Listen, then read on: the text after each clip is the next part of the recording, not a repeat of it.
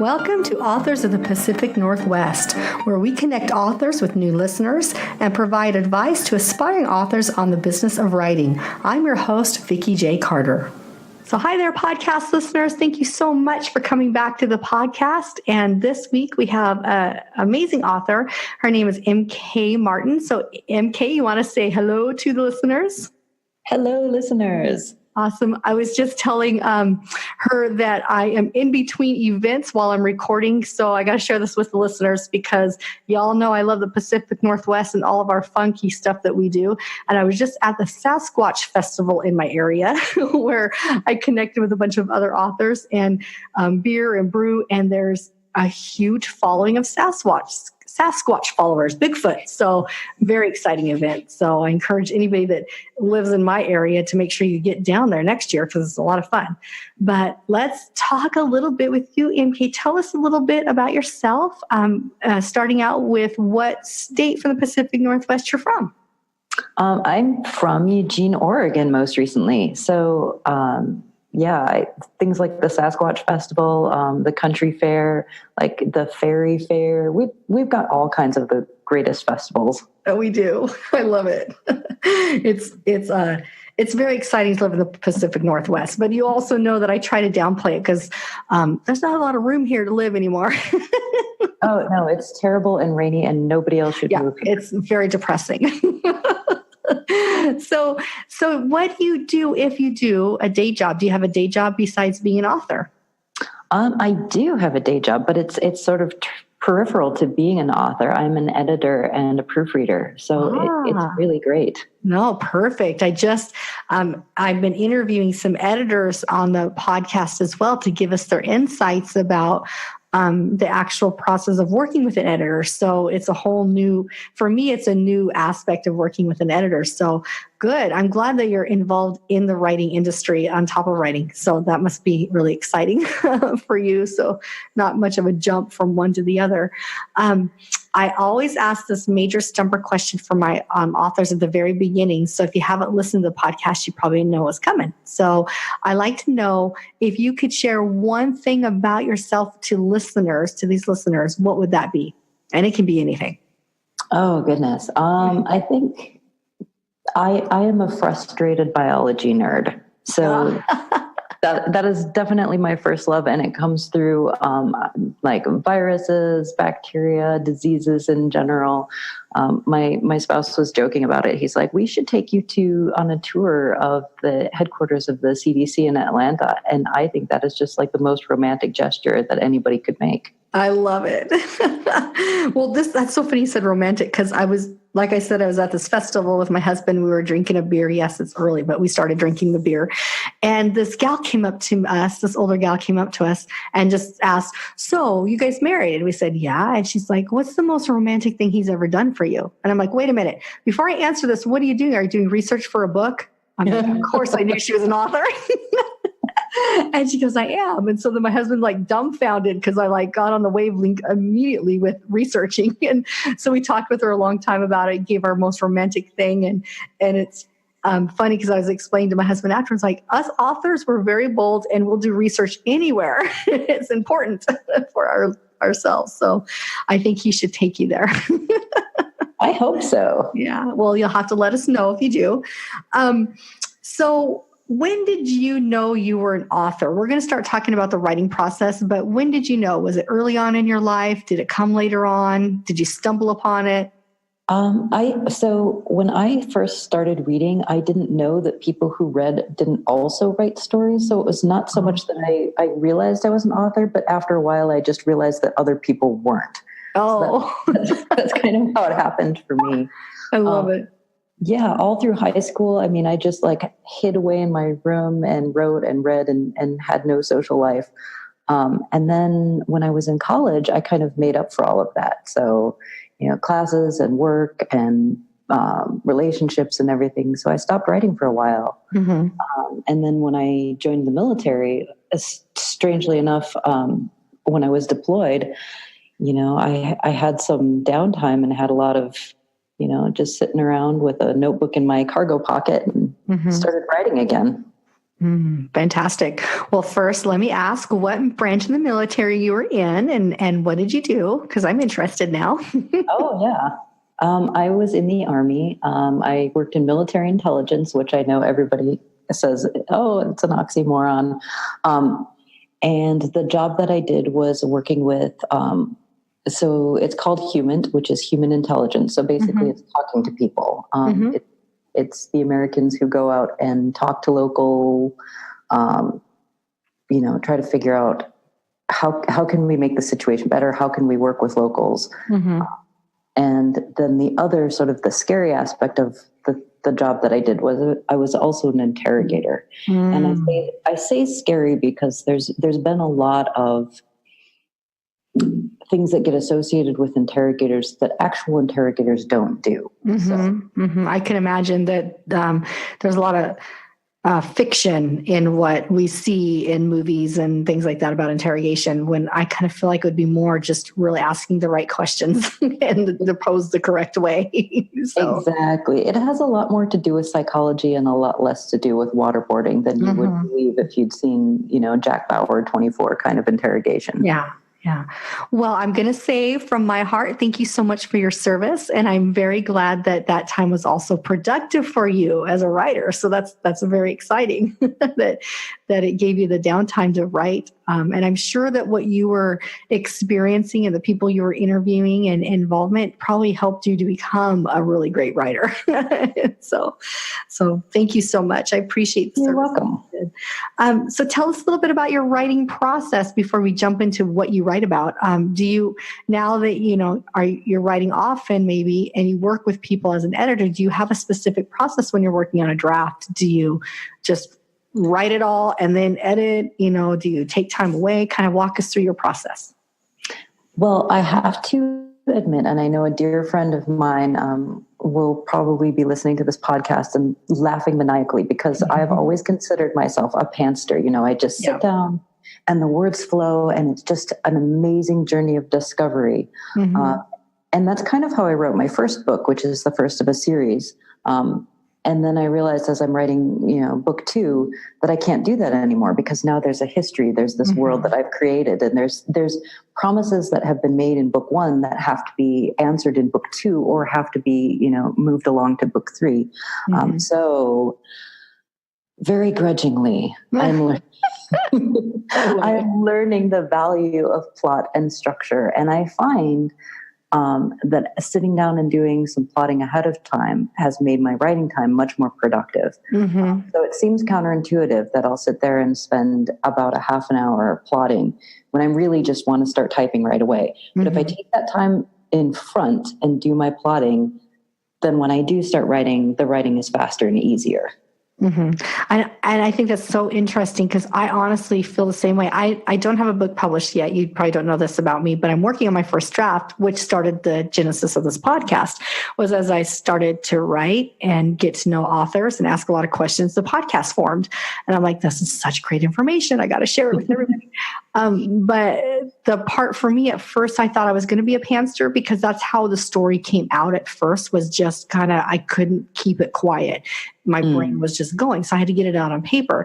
But then as I was moving through it, I'm like, wait, there's so many plot holes. I need to plan out what's happening. So that I spent some time, really doing an outline and doing some planning around it. And now I'm going back and rewriting that first draft and editing with my writers group before I hire an editor.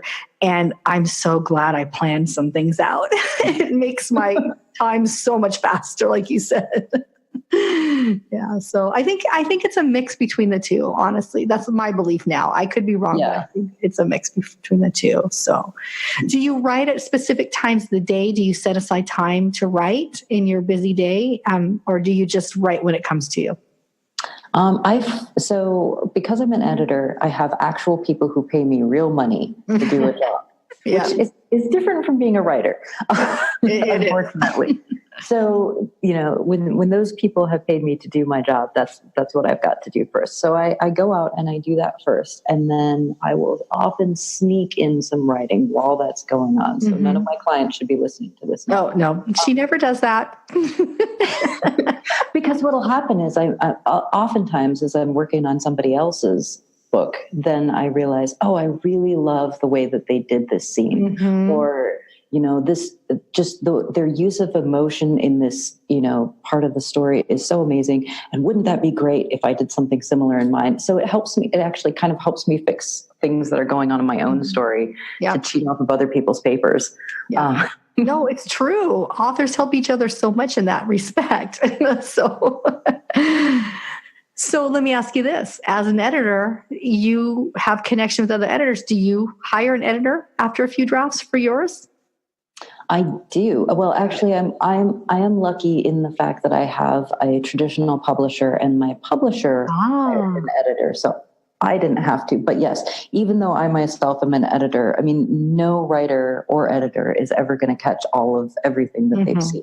Absolutely. Every mistake in their story. So you really do need another pair of eyes, and preferably not your mom or your I'm learning this lesson, and that's the number one thing that I had to embrace was the idea of having other pair of eyes, professional pair of eyes on my work. It's something that I was terrified about it, but now I'm so excited about getting to that stage, because it only helps to make the story so much stronger. So very cool. Well, you segued into your publishing journey just a hair, about being traditionally published. So share with us, let's first start about your genre, what you write. You can share with us the titles and then go into the aspect of your journey. Did you start out traditional publishing? Are you with an indie company? I kind of know that answer, but nobody else does.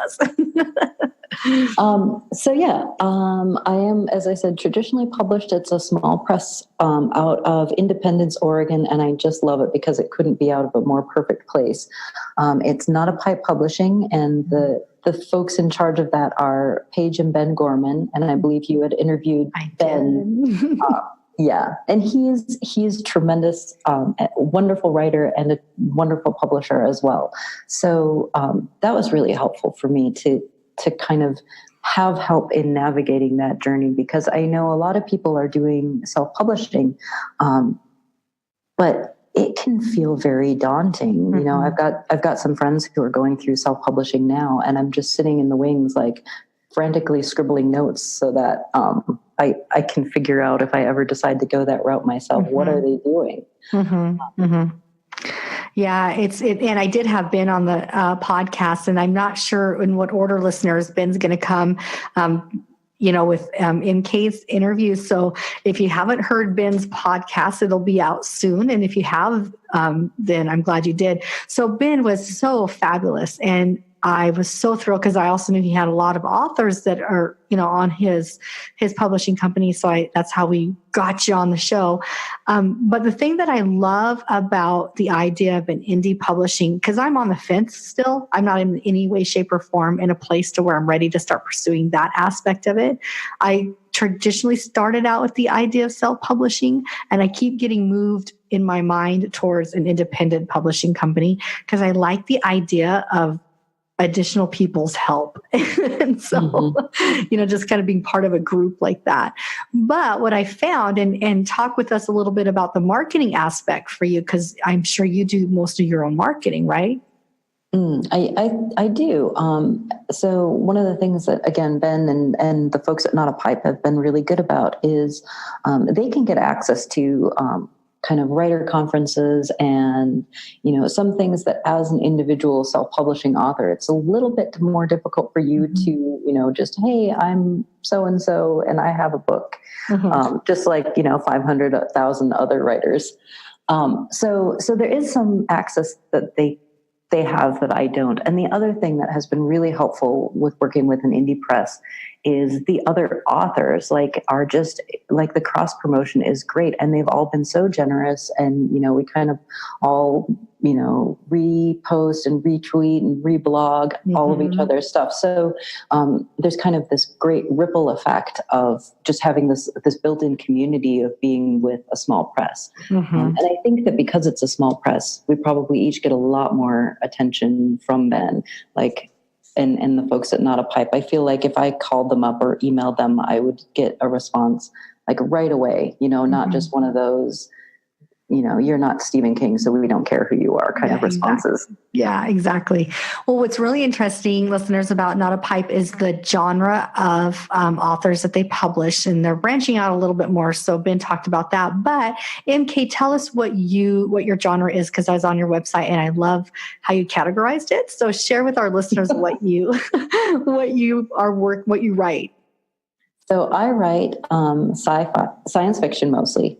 And this is a post-apocalyptic story. My first novel is Survivor's Club. So it's the beginning of a viral apocalypse. So if you like Walking Dead or Resident Evil or Contagion, anything like that, go out and get my book. It's awesome. Mm-hmm. Awesome. I love it. I'm a big Apocalypse fan. A lot of people don't know that about me, but I'm a huge sci-fi freak.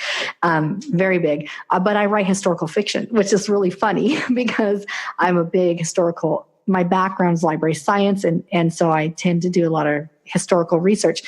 Someday my desire is to write where I bring in a lot of history into sci-fi or, apocalyptic something or other. And I have something working in my mind on that.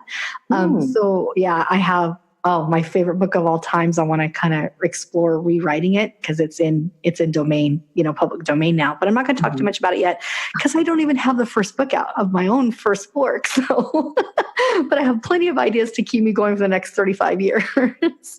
Well, that is a great writer problem to have. You're blessed. It is. It really is. So what inspires you as an apocalyptic writer and probably your background, with military, things like that, I'm guessing that's what inspires you, right? But what inspires you to write? So a couple of things. One, I've just always written, and the more writing that I do, the more I think, and not to say that it's not inspired writing, but the more I think of it as, you just got to show up and write, whether or not you're inspired. The things that sort of keep me going, the motivation is, I have a young daughter, and I want her to see me making some kind of impact in the world. And the way that I feel I can best make an impact in the world is by telling stories. And also, I just can't help myself. Yeah. So, it's the bug and you can't get rid of it. Yeah. Yeah. So it's one of the few addictions that you can have. And people don't want to send you to treatment. They just want to help you sort of wallow in it. That's so fantastic. I haven't heard anybody say it like that, but it's true. It's definitely an addiction, and authors have somewhat of a psychosis in the sense that we have other people speaking to us that we have to write down what they're saying. Exactly. And so I love it. That's great. My daughters are definitely my inspiration too. That my daughters know this. My husband is an inspiration for me too. My husband's the one that keeps just telling me, just write. You're a great writer. That's what I fell in love with, is your writing. And, but my daughters they're grown, two of them, and they're very independent women in the world, which I'm proud of. But I always wanted to leave them a legacy that I did it all. My whole vision was to go back to school, get a great career in education. And then my final part was become a published author. And so that's the last part I'm working on now. Side note, do podcasts and everything else. So I love that you have a similar inspiration with your daughters. So that's great. So let's talk a little bit about, you talked about your network that you have with the publishing company. And I love to share with aspiring authors on the podcast any additional resources or support groups that you might recommend to them. And I put them on show notes so that people like me that are kind of getting started out there, they might not know where to go. So do you have anything like that you can share? They can be online resources, or they can be, face-to-face groups, things like that. What do you recommend to somebody that's starting out that really needs a group or some sort of network? Oh, so I was actually just talking with a couple writer friends about the necessity of writers group and a writers community and having that support. So I'm glad you asked. Oh, I'm glad. I do have some resources to share. So if you're in the Pacific Northwest, there's a wonderful group called Willamette Writers, and I know they have chapters all over the place. They have one, I know for a fact they have Eugene and then in Portland, and I don't know where else. We just started one in the Vancouver area, so I'm pretty excited about that. Well, there you go. And they're spreading out. And then if you are local to Eugene, and even if you're not, the writers group that I've been involved with in Eugene is called Eugene Writers Anonymous. Oh, nice. So, and then the other one that I do highly recommend, again, this is like if you're in Eugene area or if you feel like making a road trip to Eugene, Word Crafters of Eugene, they do a ton. So Word Crafters does a ton of classes. They do a ton of like craft workshops and seminars and just kind of the business, not just the business of being a writer, but there is more of kind of the business of being a writer and some of the learning pieces that I think writers don't necessarily get. Like you kind of go through high school English and then they, make you read a couple classics and throw you out the door. And most people are like, I still know nothing about writing. Exactly. These books. So I think Word Crafters does a good job of helping to fill in some of that education for writers that they do need as part of being a professional writer.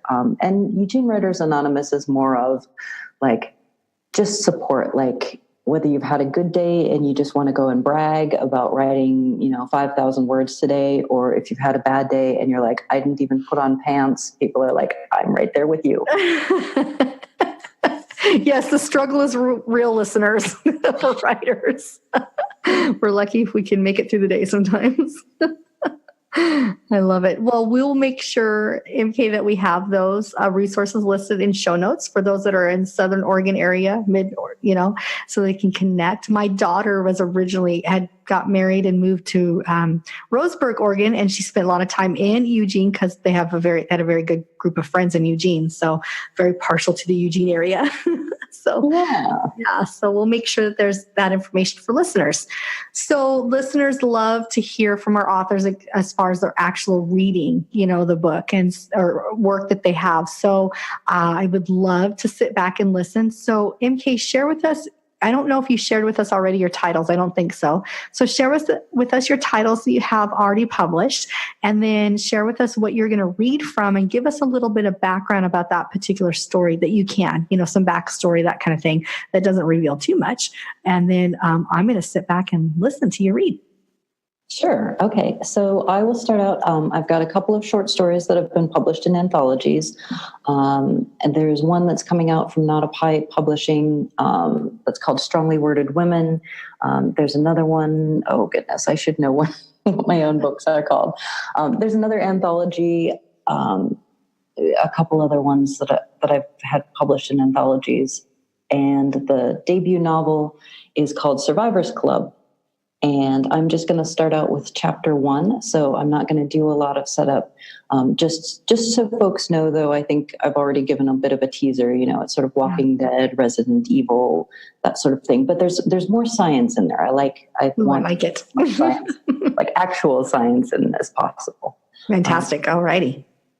All right. So chapter 1, subject 12, location Harrow Hall Preparatory School, upstate New York, March, year 0. Subject 12 had forgotten her name. She'd forgotten her boyfriend and her dog, her parents, her friends, school. The only thing she remembered was that horrible day, the day she'd come to Harrow Hall. They'd promised her a scholarship, gifted, they'd said, a prodigy, an ideal candidate. The headmaster had congratulated her and offered her a private tour of the school.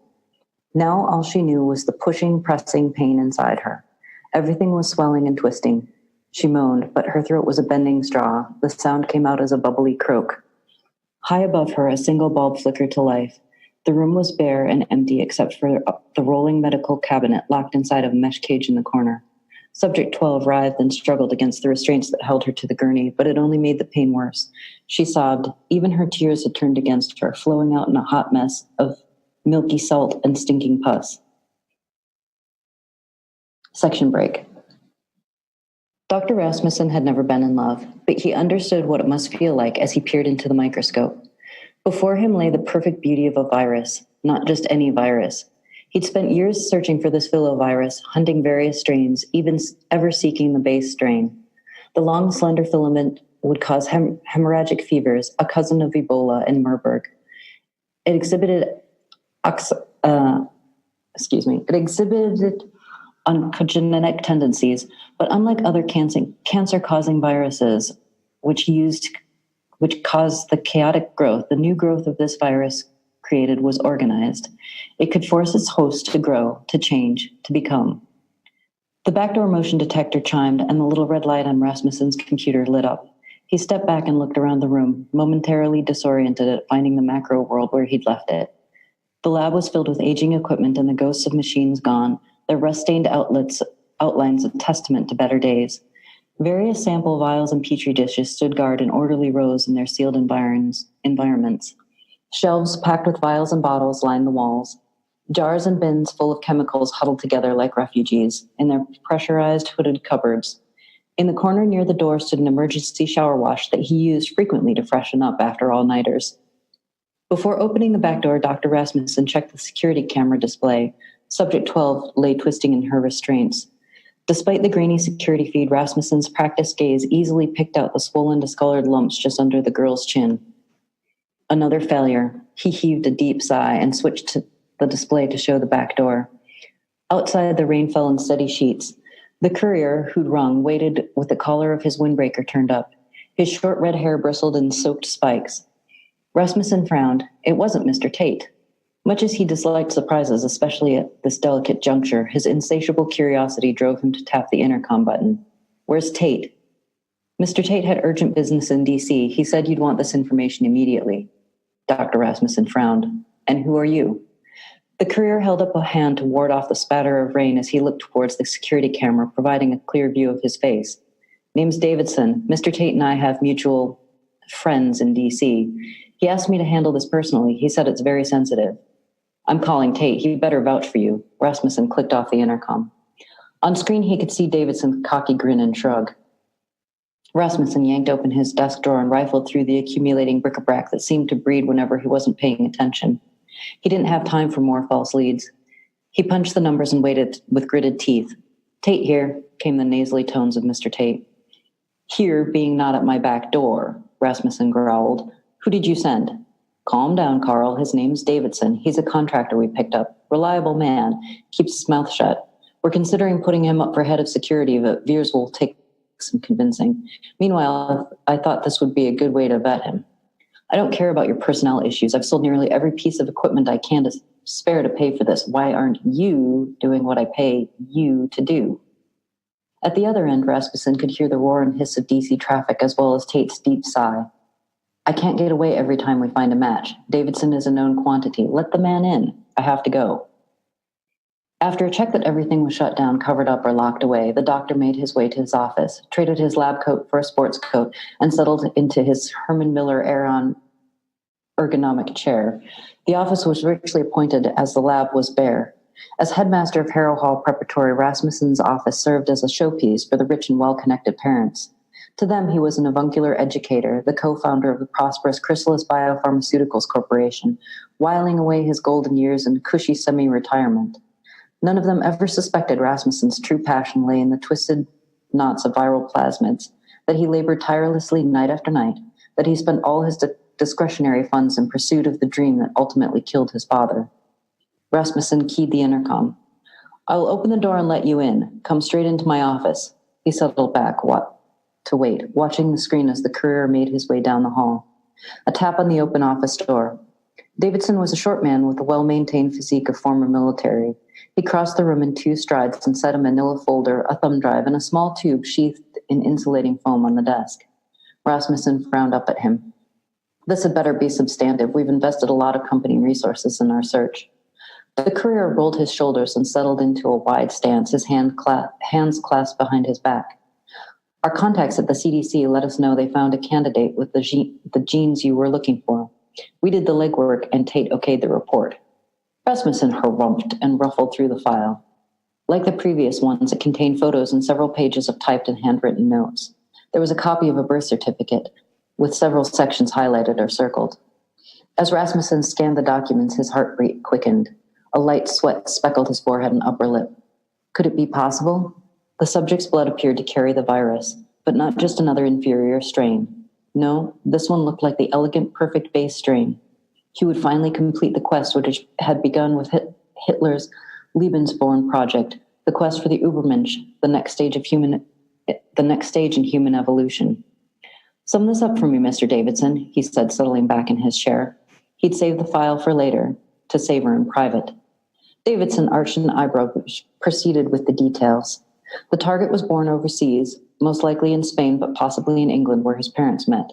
There are some irregularities on his birth certificate, but that's not uncommon for the State Department. He rattled off the information by memory. Pretty boring childhood, started showing signs of being a super genius in high school with some science fair. Finished high school at 16, got his BS in biochemistry by 18, Johns Hopkins for his master's in genetics, just completed his PhD in virology. Rasmussen narrowed his eyes. And do you believe he meets our criteria? Davidson shrugged. The parameters are high IQ, physically superior, high social aptitude, and between 18 and 28 years old. Born overseas, possible health issues, he said. The target doesn't have any unusual medical history that I know of, but he's got the right genes and the right characteristics. Under the table, Rasmussen lightly pounded his thighs in glee. Over the table, he kept his face impassive as he asked the most important question. How recent is the blood sample? He provided a sample for the CDC screening last week. I got a buddy to redirect it. Will that be enough? Davidson pointed to the wrap tube. Rasmussen forced himself to lift, not snatch the vial. It will do fine. Keeping his voice calm was a challenge. When subject 12 had proved unsuitable, he despaired of finding another anytime soon, let alone one so closely matched in the profile. Will there be anything else, Doctor? Davidson asked. No, that'll be all. Rasmussen waved the man away, then changed his mind. Wait, if this pans out, we'll need to put together another recruitment packet. Have the profile worked up and sent to Veers. Davidson nodded. He's more interested in public health and private sector. He's applied to the WHO, the ECDC, and the CDC. Want me to make sure his applications get lost?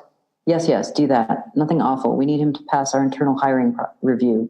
But just don't let any of those bleeding heart cause groups get their claws into him. I want to make sure Chrysalis is the only option for our rising star. Oh, I'm hooked. I have to know more now. Perfect hooking first chapters. Great job, MK. So thank you. So listeners, I hope you were hooked too, and I hope you go and find her work. And thank you so much for being here. And I want to keep you on my list for any future works that come out so we can bring you back on. Oh, great. Thank you so much for having me. This has been such a fun time. You bet. Thanks. All right. Bye-bye. Thank you for listening to the podcast. We hope you enjoyed the episode as much as we did. Follow us on social media and sign up for our newsletter, where you can be entered automatically each month to win a signed free copy of a book from an author that's appeared on the podcast. You can find out more at our website, www.squishpen.com. And finally, if you're an author in the Pacific Northwest and you would like to appear on the show, you can find out more on our website. So until next week, I hope you enjoy the journey. This is Vikki J. Carter signing off.